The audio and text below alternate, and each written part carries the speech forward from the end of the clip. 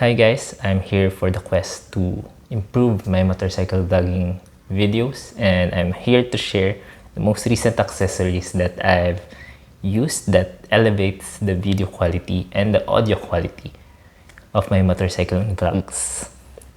So first off, I'm using the GoPro Hero 9 Black. It's a bit outdated right now since the most recent version is the GoPro Hero 12, but it actually does a good job. It still records up to 4K, and I use the 4K and 24 frames per second setting. And I do also have this accessory camera, the Insta360 X2. It's also a bit outdated. The current version is X4, and this actually just output in the video form, I think 1080p. So it's more for shorts. And here are some accessories that I found very useful. First off, it's the GoPro Enduro batteries. It's it takes a really long time to exhaust these batteries. It's very worth it, so you don't have to buy multiple batteries and change during the ride, in the middle of the ride. And I also would like to highlight that I bought the authentic GoPro. I also tried using some non-branded batteries, but they work, but they do not last very long. And for the next one, these are called ND filters. I have ND8, 16, and 32. They basically just clip on the lenses like this, and they're like sunglasses for your GoPro. The ND32 I use for very sunny days. Otherwise, I usually use the ND16. Oops. I'm gonna clean that later. And finally, this Zoom H1 Essential. So I actually tried using the GoPro MediaMod, but I had to return it since it's a bit faulty. I got a faulty unit. And when I did get it to work, it's actually not that great. I was using the rear camera, but it sounded like this.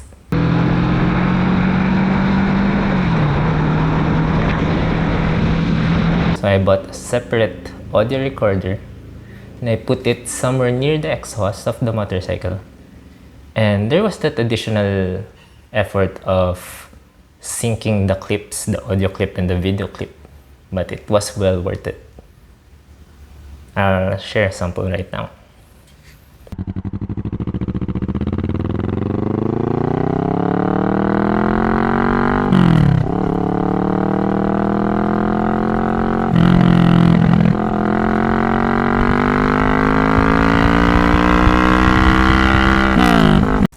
As for the mounts, we have the Insta360 motorcycle bundle. So it comes with this clamp like this. I just attach it to the handlebar and it's actually quite secure, and I've never dropped the Insta360 so far, thankfully. So I think it works very well. As for the GoPro, I've tried the chest mount and the chin mount, but I found the chin mount a little bit more convenient since you can just leave it on the motorcycle helmet. It's actually just strapped in, and then attach your GoPro whenever you're going to record.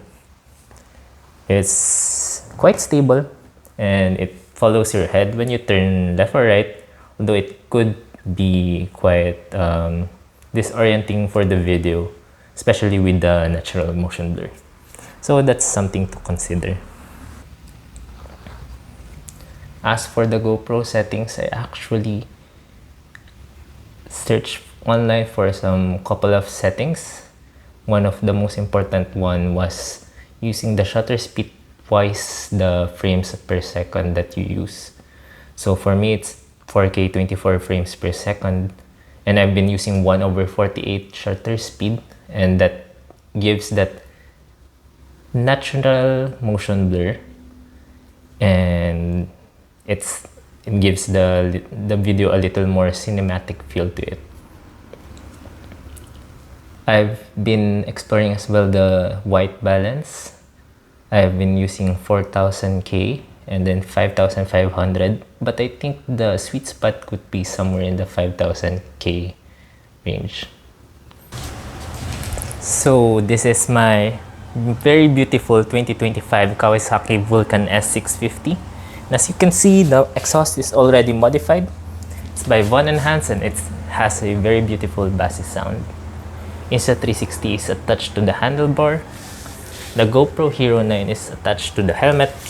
And since it's a little bit of overcast right now, I'm using ND16. If it was very sunny, it would be ND32.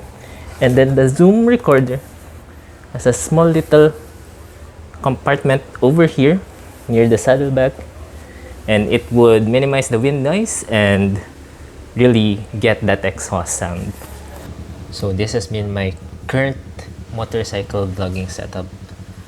In the future videos, I'll strike a balance between the cost and effort required and the corresponding quality improvement of the videos, because at the end of the day, it's always the law of diminishing returns. So that's it for now. Thank you for watching and listening, and until the next video,